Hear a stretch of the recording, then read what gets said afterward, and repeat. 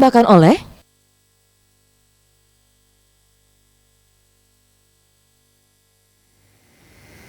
Assalamualaikum warahmatullahi wabarakatuh, pemirsa di rumah, apa kabarnya? Kembali program Kesehatan Jendela hadir menjumpai Anda.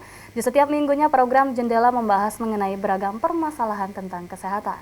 Pemirsa, memakai masker terbukti secara signifikan mengurangi jumlah virus yang terdeteksi dalam partikel yang dilepaskan saat bernafas dan batuk. Memakai masker merupakan cara paling efektif untuk mencegah penularan virus corona, yang utamanya menyebar lewat transmisi udara. Untuk mengetahui lebih lanjut mengenai memakai masker dapat mencegah COVID-19, kita akan membahas secara mendalam bersama narasumber kita yang telah hadir pada malam hari ini, yaitu Dr. Ruli Pola Pasaribu SPPD KP Finasim dari Rumah Sakit Siti Khadijah Palembang. Dan langsung saja kita berkenalan bersama dokter kita pada malam hari ini. Halo, selamat malam dokter. Selamat malam. Oke, apa kabarnya ini dok? Alhamdulillah baik. Baik ya dok. Harus tetap dalam keadaan semangat dan sehat ya dok ya di tengah pandemi seperti ini. Oke, ini Dokter Ruli panggilannya. Dok, dengan tema kita memakai masker dapat mencegah COVID-19. Kalau berbicara tentang masker ini, memang kita dianjurkan untuk menggunakan masker ya dokter ya. Kalau untuk penggunaan masker sendiri ini dokter, apakah cukup efektif untuk penularan COVID-19 ini dokter? Penggunaan masker itu sangat efektif kalau kita bicara mengenai penularan COVID-19. Karena COVID-19 itu ditularkan melalui droplet nuklei. Ya. Jadi pada saat kita berbicara, batuk atau kita bersin, maka ada butiran-butiran halus percikan air ludah itu yang ikut keluar. Berbicara sekeras selama 3 menit itu bisa mengeluarkan 0 sampai 200 butiran. Banyak kan? Nah, kalau misalnya batuk itu lebih lagi, 0 sampai 3.500. Tapi kalau bersin itu luar biasa, dia bisa 4.000 sampai 4.500 sampai 1 juta bisa keluar. Nah, kalau orang yang batuk, bersin atau bicara tadi menggunakan masker, maka partikel droplet nuklei yang keluar dari mulutnya itu akan tertangkap oleh sisi dalam masker. Jadi secara kumulatif, jika kita berdua sama-sama pakai masker, maka droplet nuklei yang ada di udara di antara kita ini akan jauh berkurang. Ya? Karena yang droplet saya akan ditangkap oleh masker saya dan droplet Anda akan ditangkap oleh masker Anda. Oke, baik. Berarti memang untuk penggunaan masker sendiri ini memang sangat efektif sekali ya dokter ya. Karena seperti bersin, batuk tadi mengeluarkan partikel-partikel tadi yang kita tidak tahu berapa banyaknya ya dokter ya, yang akan bisa menghasilkan, menyebarkan ini virus ya dokter. Baik, kalau untuk penggunaan masker ini dokter, untuk masker kain sendiri apakah bisa dokter? Bisa. Jadi masker kain itu tapi jangan yang 1 lapis ya. Kita sarankan masker kain itu yang minimal 2 lapis ya, sehingga dia bisa menangkap sebagian besar droplet nuklei yang keluar ya. Kalau idealnya adalah kita menggunakan masker bedah atau masker medis ya. Masker medis dia bisa menangkap lebih banyak. Tetapi jika yang mudah didapat itu adalah masker kain, maka masker kain itu sendiri efektif ya. Efektif. Okay.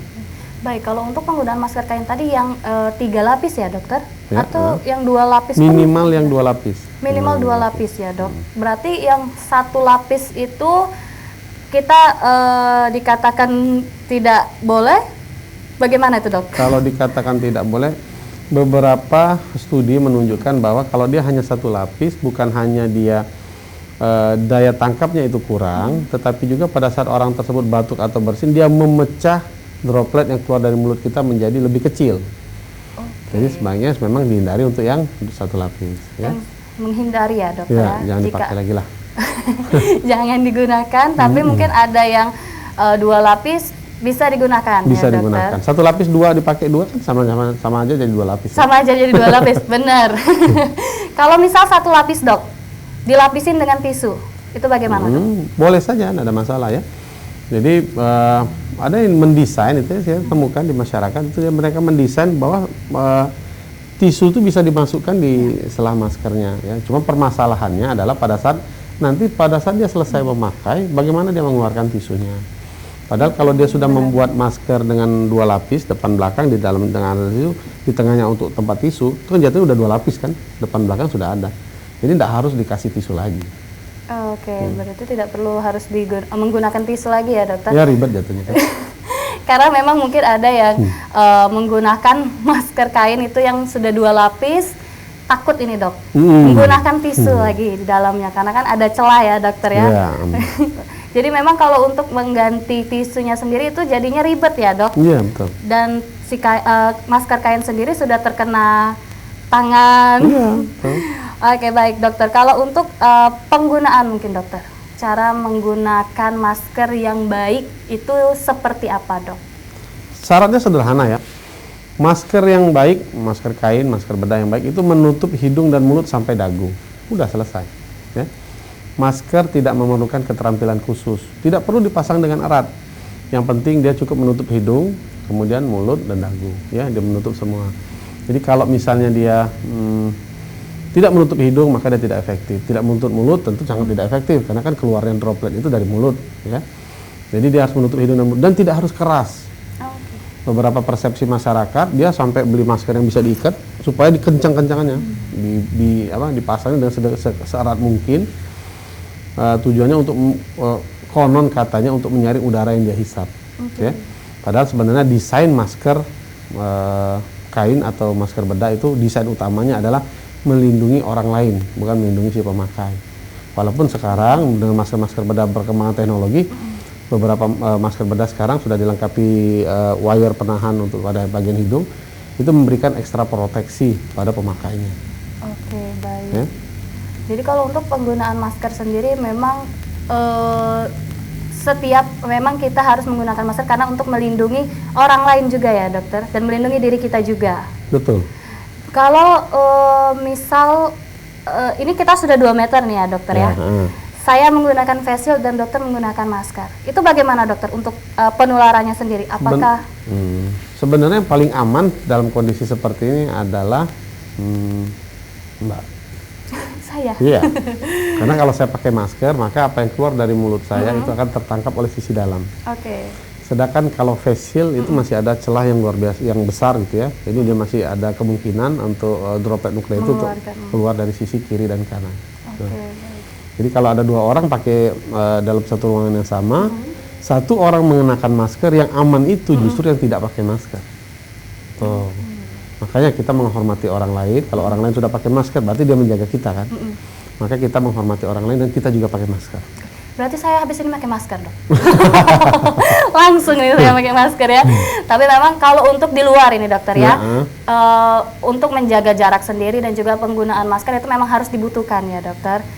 Keluar baik kita sudah keluar dari rumah, itu memang harus menggunakan masker karena kita melindungi diri orang lain dan juga diri kita ya dokter ya. Oke baik dokter. Untuk penggunaan masker dan masker-masker seperti masker bedah dan masker N95 itu juga banyak ya dokter ya. Kalau untuk masker sendiri ini banyak dokter, seperti masker kain tadi juga. Kalau untuk masker seperti masker bedah, itu penggunaannya itu pada saat kapan dokter? Jadi pada dasarnya penggunaan masker kain atau masker bedah itu sama ya. Jadi kita harus bedakan dulu persepsi apa yang disebut masker.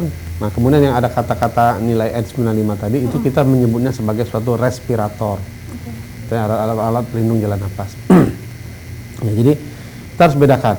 Kalau masker baik kain atau bedah itu didesain untuk melindungi orang lain. Kapan kita pakai? Kapan saja. Ya. Di dalam ruangan, di luar ruangan. Ya. Tapi kalau di luar ruangan dalam kondisi yang udaranya baik, terbuka, misalnya sudah terlalu sesak bagi kita bisa sejenak melepaskan. Tapi kemudian begitu ada orang kita pakai lagi gitu ya. Nah, tapi kalau respirator itu beda. Desainnya adalah desainnya untuk melindungi si pemakai. Beda. Ya, desainnya berbeda. Tergantung dari desainnya ya tergantung dokter, dari ya? Apa yang kita pilih, apakah pada saat itu kita mau pakai masker atau mau pakai respirator. Oke, baik. Ini perbincangan kita kalau untuk menggunakan masker sendiri ini memang banyak ya dokter ya, karena ada yang kumpul bersama ya, walaupun keluarga kita, dari keluarga kita juga mungkin ada yang bertemu dengan orang lain juga, bertemu dengan teman-teman kita juga terkadang ini ya dokter tidak tahu bertemunya dengan siapa saja. Berkumpul menggunakan masker tapi berdekatan, itu bagaimana dokter? Ya. Jadi dengan mengenakan masker saja, walaupun berdekatan, resiko penularan sudah menurun. Ya, jadi walaupun dalam kondisi yang jarak yang lebih dekat, asal keduanya mengenakan masker, resiko penularan sudah bisa ditekan. Kenapa? Karena masing-masing partikel yang keluar dari masing-masing orang itu saling ditangkap oleh masker yang mereka pakai, gitu ya. Nah, kemudian itu jauh lebih menguntungkan dibandingkan semuanya jaga jarak tapi nggak pakai masker. Itu lebih berbahaya sebenarnya, ya. Karena pada akhirnya jumlah partikel di udara itu akan banyak karena semua orang mengeluarkan. Ya, secara kumulatif akan lebih banyak. Berarti pentingnya penggunaan masker ini ya dokter ya? Iya, masker memang penting. Jadi kalau sudah keluar jangan sampai dibuka ya dokter. Iya. Tetap tertutup di mulut, jangan sampai dilepas, buka lepas itu ya dokter ya? Betul. Oke baik, dokter nanti kita akan lanjutkan kembali dokter, dan untuk pemirsa di rumah yang ingin berinteraktif bisa di 0711364666 atau di 364111. Kami akan kembali tetap di Jendela.